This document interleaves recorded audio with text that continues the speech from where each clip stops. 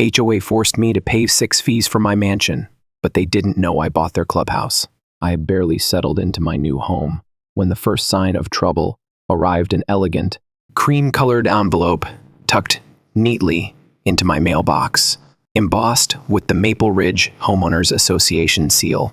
It looked official, almost regal, the kind of letter that one might mistake for a welcome package. It wasn't. I unfolded the letter and scanned its contents.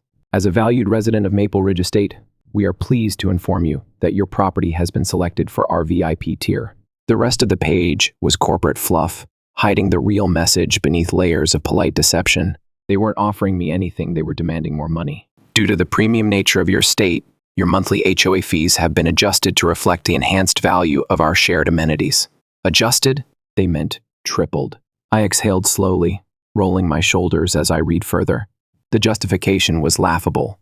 Larger estates contribute more to community prestige and therefore require additional support to maintain the high standards of Maple Ridge. Residents of premium properties benefit disproportionately from our luxury clubhouse. Fairness dictates that those who enjoy the finest should contribute accordingly. Fairness? This wasn't fairness. This was extortion, dressed in silk. I had seen tactics like this before, self-important bureaucrats who mistook opportunism for authority, who believed they could set arbitrary rules and expect unquestioned compliance. I needed to know who was behind this. A few days later, I found myself standing outside the pristine white-bricked HOA office, which sat like a smug overseer at the entrance to the community. Inside, I was greeted with the overpowering scent of jasmine air freshener and the icy, practiced smile of Eleanor Winters, president of the Maple Ridge HOA. Eleanor was the kind of woman who cultivated an image of effortless perfection, silky ash blonde hair, an immaculately tailored pantsuit, and the air of someone who had never been told no in her life. She regarded me with the kind of politeness reserved for people she believed were beneath her.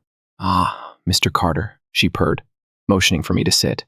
"I assume you're here to discuss the new HOA structure. It's an exciting initiative, really ensuring Maple Ridge remains the pinnacle of luxury living." I met her gaze evenly. Exciting for who? Her lips twitched, but she recovered quickly. For everyone, of course. You, more than anyone, stand to benefit. With your estate being among the largest in the neighborhood, it's only natural that I should pay 3 times what my neighbors do.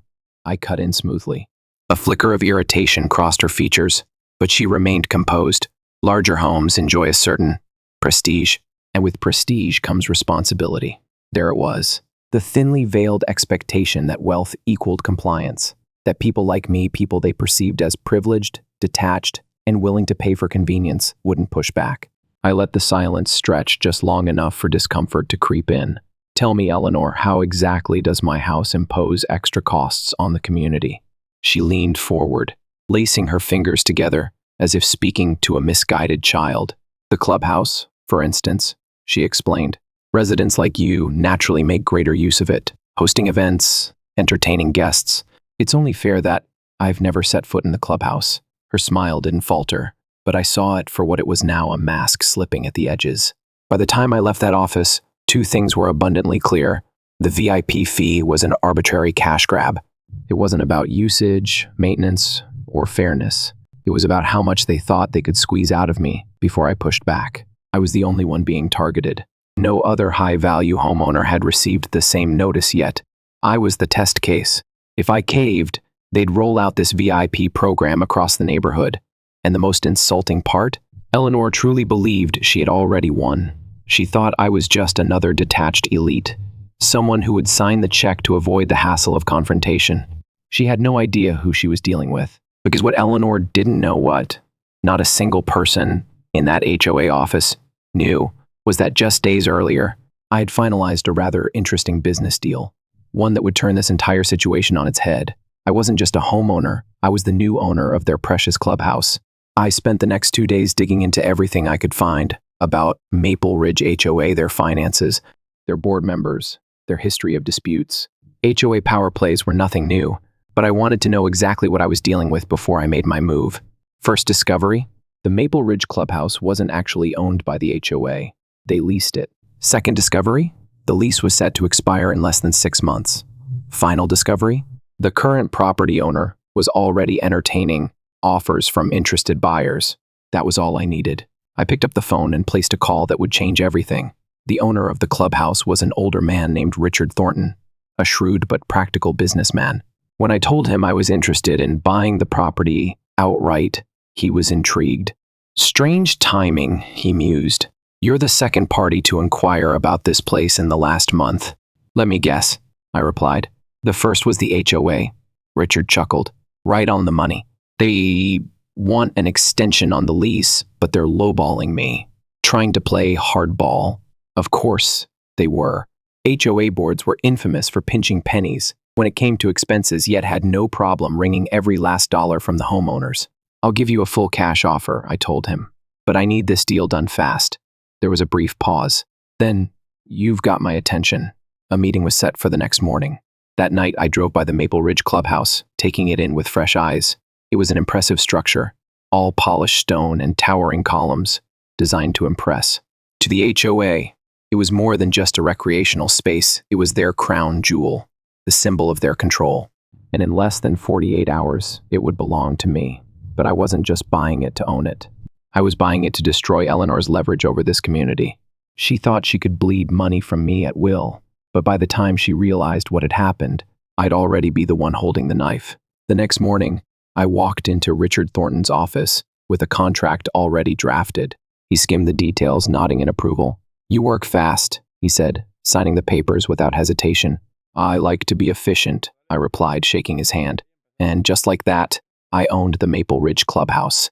As I drove home, I found myself smiling for the first time in days. HOA power was built on illusion, a carefully manufactured facade of authority. But at the end of the day, they were only as strong as their hold over the neighborhood's resources. And Eleanor had just lost her most valuable asset without even knowing it. Now, all that was left was the reveal. Eleanor Winters had no idea she was already losing. HOAs thrived on control, and Maple Ridge's board was no different. They dictated everything: lawn height, fence color, even the type of flowers allowed in front yards, all under the guise of community standards. But their true authority?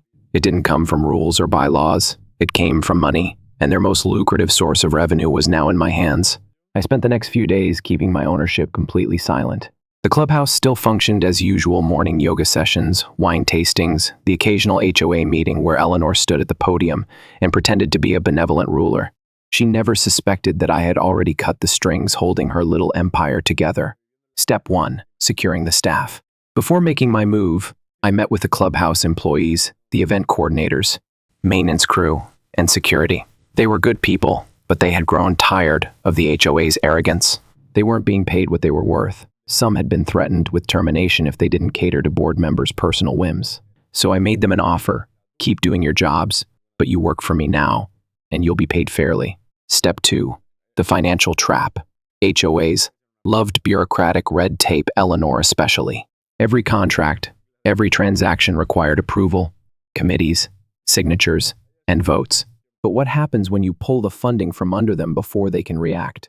The Maple Ridge HOA had been lowballing the lease renewal, assuming the owner was too desperate to reject their offer. But since I now owned the property, their lease wasn't getting renewed at all. Instead, I drafted a new lease agreement, triple the rental price, immediate deposit required. Late payments incur steep penalties. Then, I sat back and waited. I didn't have to wait long. 3 days later, Eleanor's assistant, a nervous, mousy woman named Claire, called me, her voice tight with controlled panic. Mr. Carter, we seem to have an issue with the clubhouse lease renewal. Oh? What kind of issue? I asked, feigning ignorance.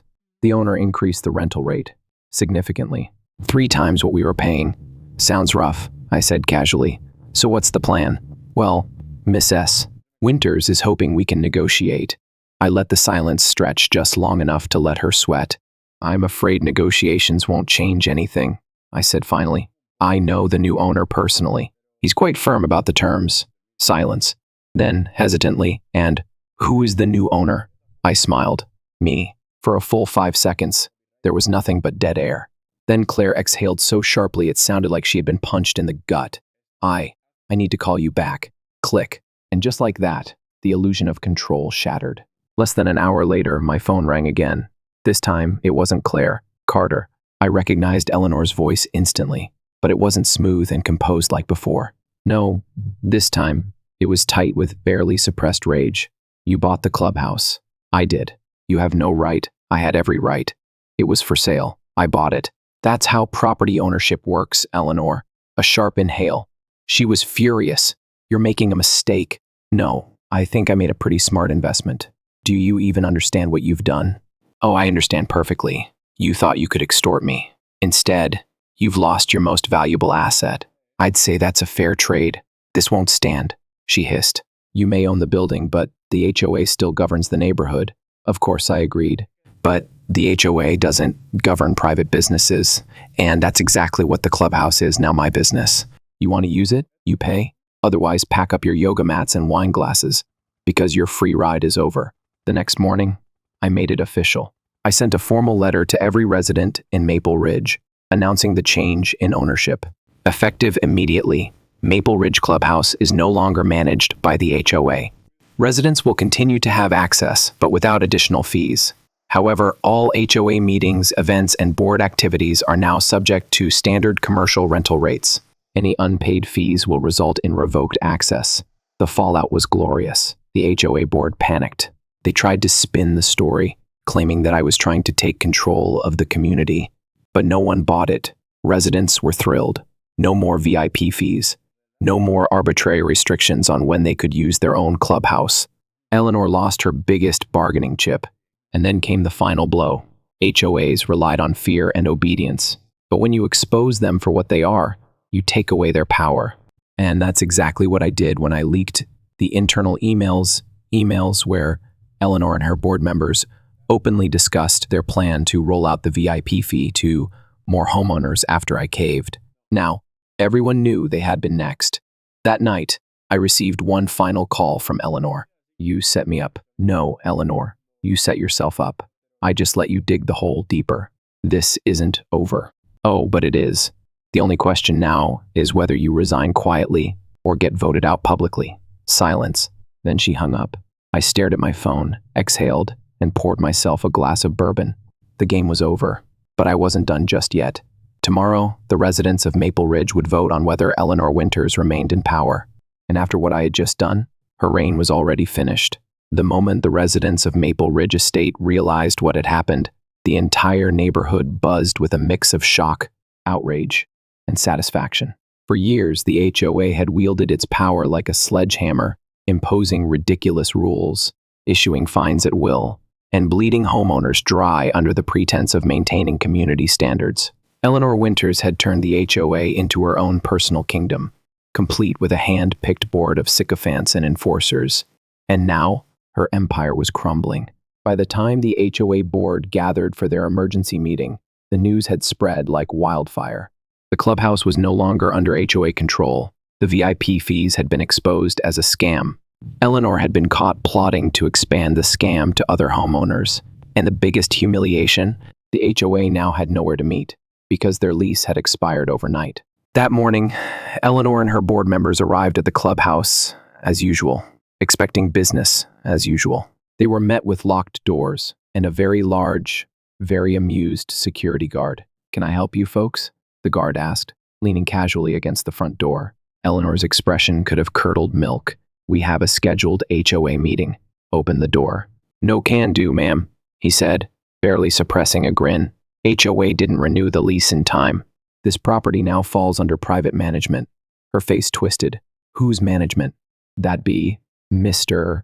Carter's. You might have heard of him." It took every ounce of control not to burst out laughing when I saw Eleanor go pale as a ghost. Eleanor wasn't the type to accept defeat gracefully. Refusing to acknowledge her loss, she relocated the emergency meeting to the community parking lot. The once pristine image of HOA superiority was now reduced to a folding table and a couple of plastic chairs, as dozens of residents gathered, many just to watch the spectacle unfold. I made sure to stand front and center. I wanted a good seat for this. Eleanor, to her credit, tried to regain control. She stepped forward, cleared her throat, and plastered on her usual artificially sweet smile. "Good morning, everyone. I'm sure there has been some confusion regarding the clubhouse situation, But, rest assured, the HOA board is handling it. Murmurs rippled through the crowd. People weren't buying it. I decided to make things a little easier for them. "Oh, it's being handled all right," I called out. "Just not by you." Eleanor snapped her head toward me, glaring. "Mr. Carter, if you'd like to voice concerns, please do so in an orderly manner." "I don't have concerns, Eleanor," I interrupted, stepping forward. "I have facts. Would you like to hear them?" A few chuckles came from the crowd. I had their attention. Eleanor's smile thinned into a razor's edge. "Go on." I held up a stack of papers, taking my time before speaking. Fact number 1. The Maple Ridge Clubhouse is no longer HOA property. It was never HOA property to begin with. It was leased. But you let that lease expire while trying to lowball the previous owner. You assumed he'd have no choice but to accept your terms. Instead, he sold the entire property to me. Gasps spread through the crowd. Eleanor visibly clenched her fists. I continued. Fact number 2. Since I now own the clubhouse, the HOA has no legal right to hold meetings, charge fees, or conduct business there without a commercial rental agreement. And since I set the rental price, I let that last part sink in, smirking as people began whispering, "How much is the new rental rate?" Someone called out. I pulled out a freshly printed lease contract and unfolded it. 3 times what the HOA was paying before, plus an upfront deposit. A few residents laughed outright. I took another step forward, making sure everyone could hear me clearly. Fact number 3. Eleanor and the HOA board deliberately attempted to implement the VIP fee, singling me out as a test case before applying it to others. And I have emails proving that plan. Would you like to see them? This time the laughter turned to outright outrage. She tried to scam all of us. They were going to bleed us dry. We should have voted her out years ago. Eleanor raised her hands in an attempt to salvage control. "Everyone, please. This is all being taken out of context." But the tide had already turned. The fear was gone. The power she had wielded for years through fines, threats, and intimidation had vanished the moment people realized they weren't helpless anymore. And now, they wanted her gone. That afternoon, a special vote was called for the immediate removal of Eleanor Winters as HOA president. She lost, badly. 92% voted for her removal. The remaining 8% were HOA board members trying to save their own skins. By the time sunset fell over Maple Ridge, Eleanor was no longer in power. The HOA, once a weaponized bureaucracy, had been disarmed, defunded, and completely restructured. And me? I walked back to my house, poured myself a generous glass of bourbon, and leaned back in my chair, watching the neighborhood celebrate their first taste of freedom in years. Checkmate, Eleanor. The new HOA leadership slashed excessive fees and restructured policies. VIP fees? Gone. Random fines? Gone. Clubhouse access? Now open to all residents without HOA interference. As for Eleanor, she put her house on the market within a month. No one was sad to see her go. The final cherry on top? As she drove past my house one last time, she glared out the window, only to see a brand new sign hanging in front of the clubhouse entrance. Maple Ridge Clubhouse, now privately owned. HOA access denied. I raised my glass and smiled as she sped off in defeat. Eleanor. Winters had ruled Maple Ridge Estate with an iron grip for years. She had built a regime of control, fueled by arbitrary fees, veiled threats, and a manufactured sense of superiority. Now, she was gone, voted out, humiliated, defeated. But for me, this wasn't just about removing her. This was about ensuring no one like her could ever rise again. The cleanup begins. The night after Eleanor's removal, a feeling of uneasy excitement lingered in the air. The neighborhood was celebrating, but there was still work to be done. HOA's leadership had collapsed. They had lost their clubhouse, their financial leverage, and most importantly, their fear factor. The new board had been elected swiftly, made up of residents who wanted transparency rather than control.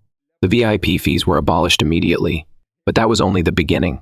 Because when I had exposed one scam, I had uncovered several more. I spent the next week combing through every HOA financial report I could get my hands on. What I found was a masterclass in fraud, $200,000 in administrative fees paid directly to Eleanor and her closest board members. Overinflated contractor costs, turns out. HOA had been hiring friends of board members for overpriced repairs. Secret legal funds set aside to fight residents who dared to challenge them. It wasn't just about power, it was about money. And now that I controlled the clubhouse, I had the perfect way to make them pay it all back. The lawsuit that sealed their fate. When I handed over my findings to the new HOA leadership, they were stunned. They've been robbing us for years. one of the new board members muttered, flipping through the documents. Can we get the money back? Another asked. Oh, we're going to do a lot more than that, I said, a slow smile forming. We're going to make sure they regret ever touching a dime. First, we launched an internal audit and filed an official complaint with the HOA regulatory board. Then, we hired a real attorney, one that wasn't handpicked by the old HOA. Finally, we hit Eleanor and her corrupt board members with a massive civil lawsuit. The charges? Misuse of HOA funds, breach of fiduciary duty, fraudulent misrepresentation. The goal? Recover every stolen dollar. Eleanor had already lost her power now. She was about to lose her money. Eleanor's final desperation. When Eleanor received the official lawsuit notice, she didn't take it well. I was sipping coffee on my front porch when her car screeched to a stop in front of my driveway. She slammed the door, stalking toward me like a storm ready to break. Gone was the carefully composed, ice-cold woman I had met weeks ago. Gone was the smug superiority. All that was left was anger, desperation, and fear. You, she hissed, her voice barely controlled. You think this is over? I set my coffee down, looking at her with calm amusement. Eleanor, I said lightly, I thought you'd left already. What brings you to my driveway? Her hands clenched into fists. You think you can destroy me? Take everything I built. I tilted my head. You built nothing. You stole. You exploited. And now, you're paying the price. She scoffed, shaking her head. This lawsuit is ridiculous. No judge is going to take it seriously. I smiled. Oh, they already have. And your former board members? They're cutting deals, cooperating. I'd say you have about a month before your bank accounts start bleeding. Her face twisted with pure hatred. You think you've won? Eleanor, I said, leaning forward. I don't think I've won. I know I have. She stared at me for a long moment, breathing heavily. Then, without another word, she turned on her heel and stormed back to her car. A week later, her house was listed for sale. The new Maple Ridge with Eleanor gone. The changes came fast. All unnecessary HOA fees were slashed. Community rules were rewritten to actually serve the residents, not control them. The HOA budget was publicly available for all homeowners to see. And the biggest victory? The residents realized they had power. They no longer cowered under threat letters, no longer accepted arbitrary fines as part of life. They had seen the beast exposed, and once you see the strings, the puppet show never fools you again. The final move months passed. The neighborhood thrived in a way it never had before. One evening, I got a call from a real estate agent I knew. Hey Carter, you'll love this Eleanor's house. Just sold. I raised an eyebrow. For how much? She took a loss. A big one. She was desperate to get out. I leaned back in my chair, exhaling a slow breath of satisfaction. Who bought it? The agent chuckled. Oh, you're going to love this. You did. I blinked. What? One of your investment firms put in an anonymous bid. You own it now. Congratulations. For a moment, I just sat there, stunned. Then, slowly, a grin stretched across my face. I had spent months taking everything from Eleanor Winters, and now I owned the house she had been forced to flee from. I stood up, walking out to my front yard, staring down the street at the now empty property. Eleanor had ruled Maple Ridge like a dictator. Now, she was nothing more than a bad memory. The HOA had been rebuilt into something fair, transparent, and powerless to abuse homeowners again. And me? I had taken down the tyrant without ever breaking a single rule. I smirked. Checkmate, Eleanor. Then I turned around, stepped back inside, and poured myself a drink. The war was over, and I had won. The lessons learned: tyrants fall the moment people stop fearing them. Control is only as strong as the illusions that sustain it. And if you're going to play the game, make damn sure you own the board. Final sign of victory. A week later, as I was driving past my new property, I noticed something. The final piece of Eleanor's reign, the last remnant of her presence in Maple Ridge. A small gold nameplate still bolted to the front door. Eleanor Winters, HOA president. I parked the car, walked up to the house, and with one swift motion, ripped the plaque from the wall. I stared at it for a moment, then chuckled. Then, without hesitation, I tossed it in the trash.